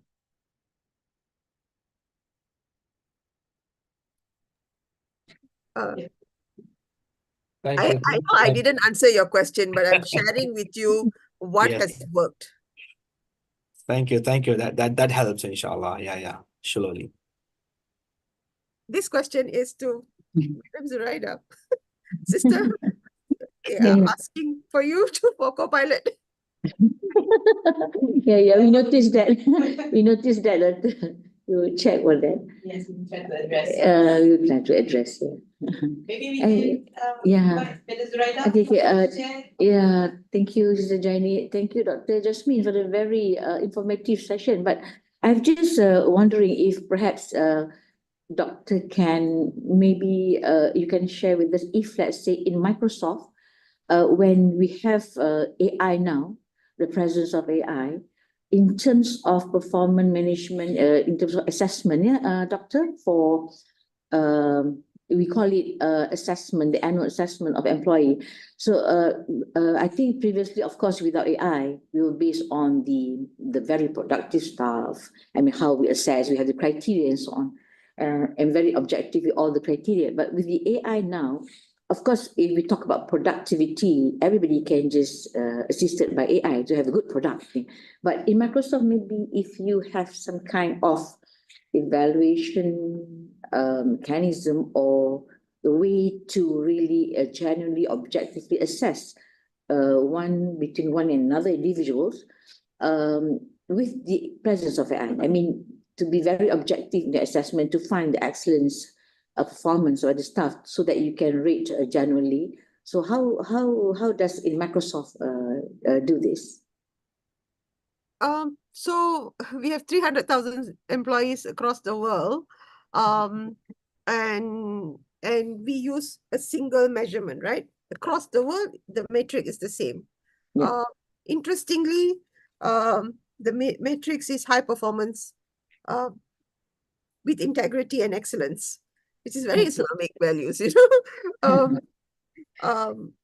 For an American company, we are very committed to that. And what I find to be interesting is that the whole, as a manager, I have a team in Malaysia, Indonesia, Thailand, Vietnam, Philippines, Singapore. I would be able to look at their commitment at the start of the year and how they have progressed, right? And a lot of this also is a lot of human intervention, like reporting out how is the work output is being measured. So what I can say is for performance management, we would see like they commit to do 3 things, 3 deliverables by December. If those 3 deliverables are low impact, medium impact, or high impact, deliverable is non-negotiable. But the measure then becomes what is medium impact, what is high impact. So what we see as comparison is the tools being used for high impact measurement and medium impact measurement. And usually it is the impact is where we see it's not just about doing something. Everybody can deliver something, but the impact, we measure impact. And that's how performance management is done in Microsoft. So at the end of the day, being able to measure impact, whether it's business impact, the number of deals that were closed, or the number of governments that have changed policy because of the way we worked, the way we advocated. So I know many organizations still measure performance, but we actually measure impact. For that explanation. Okay. It's the AI part is very small. The AI part just calculates share allocation and salary allocation. The impact is done based on real-time assessment with a discussion between the employee and the manager. Yes, thank you, Doctor. We have another 8 minutes before we reach 12 p.m. Should we stop the session, or maybe we have last question? Any other question from the floor?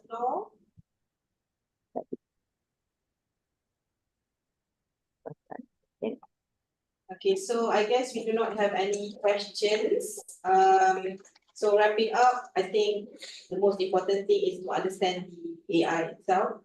And then we need to have the upskill and reskill for us to use the AI-powered tools. And then we need to have the governance for the ethical consideration. And then, of course, the most important is human values for the human touch in using the AI-powered tools. And then for us in HR, maybe we need to get ready for the new jobs coming due to the AI-powered tools, right, Doctor? And then, I mean, moving from the traditional jobs, following the pace of innovation and so on. And of course, being in the education field, we need to focus on the outcome of education itself for our students, our graduates, and all. So, Doctor, do you have any tips, final tips you can share with us before we wrap up this session for today?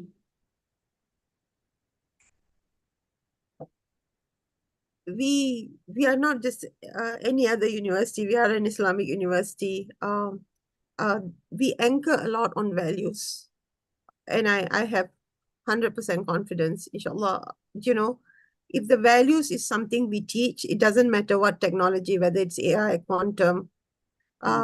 Students will producing the best world-class students. I must say, UIA produced.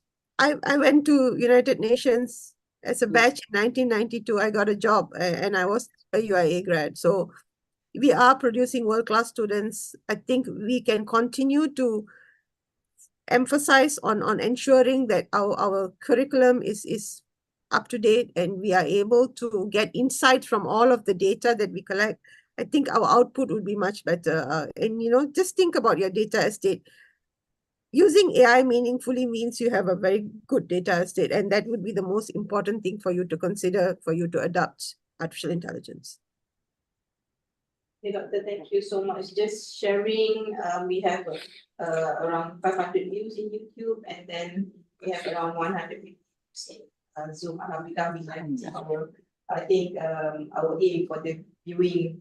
But okay, thank you so much, Doctor, for your enlightening, empowering presentation. I mean, it's just not only riveting, but we are inspired, to walk the talk in using AI-powered tools and becoming AI-powered administrators. It's providing new context and details about AI and to become AI-powered administrators. Okay, so before we end our session, just some housekeeping. We would like to again remind everyone to register your attendance and then to complete the application form. And we thank you, Doctor. So we would like to have a session, photo session, screenshot session, Doctor. Everybody, if you could turn on your camera so we can have the screenshot.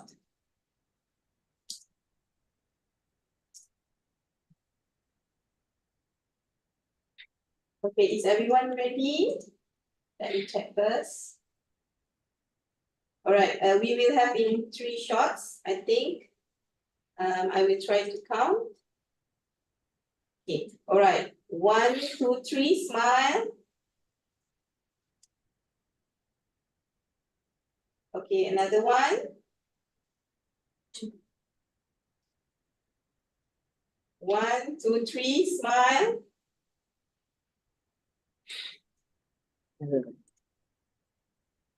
Madam? Okay. Another one. 1, 2, 3, smile.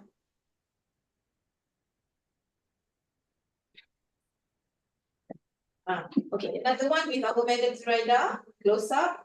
Just another one. All right, okay. So 1, 2, 3, smile. All right, so thank you again, Doctor. We are so happy that we were able to share your insights for our today's session.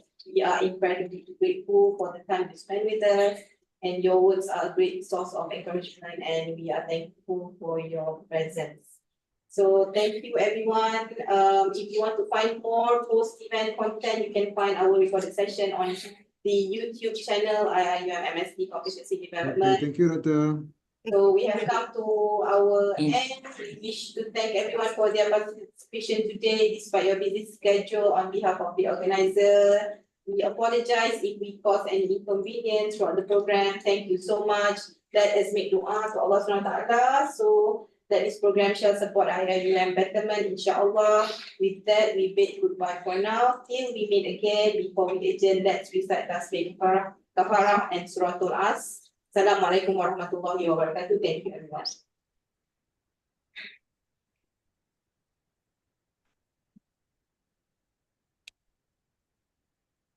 Thank you, Doctor. Thank you, Doctor. Assalamualaikum. Salam.